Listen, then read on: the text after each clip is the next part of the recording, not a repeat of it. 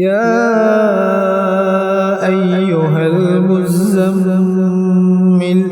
قم الليل إلا قليلا نصفه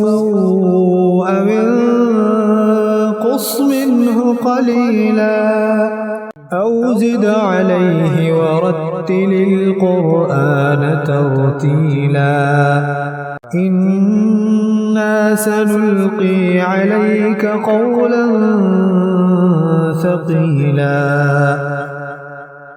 إن ناشئة الليل هي أشد وطئا وأقوم قيلا إن لك في النهار سبحا طويلا واذكر اسم ربك وتبتل إليه تبتيلا رب المشرق والمغرب لا إله إلا هو فاتخذه وكيلا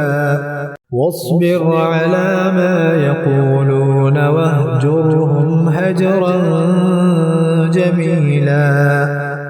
وذرني والمكذبين أولي النعمة ومهلهم قليلا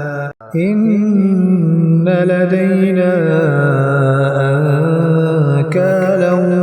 وجحيما وطعاما ذا غصة وعذابا أليما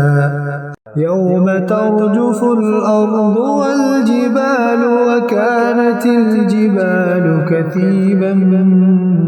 مهيلا إنا أرسلنا إليكم رسولا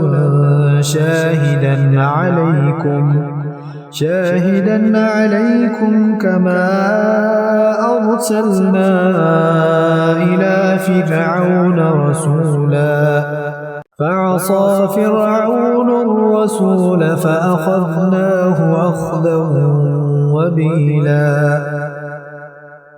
فكيف تتقون إن كفرتم يوما يجعل الولدان شيبا السماء منفطر به كان وعده مفعولا إن هذه تذكرة فمن شاء اتخذ إلى ربه سبيلا إن ربك يعلم أنك تقوم أدنى من ثلثي الليل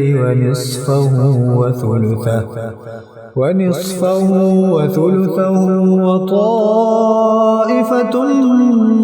من الذين معك والله يقدر الليل والنهار علم أن لن تحصوه فتاب عليكم فاقرؤوا ما تيسر من القرآن علم أن سيكون منكم مرضى وآخرون يضربون في الأرض يبتغون من فضل الله وآخرون يقاتلون في سبيل الله فاقرؤوا ما تيسر منه وأقيموا الصلاة وآتوا الزكاة وأقرضوا الله قرضا حسنا وما تقدموا لأنفسكم من خير تجدوه عند الله هو خيرا وأعظم أجرا واستغفروا الله إن الله غفور رحيم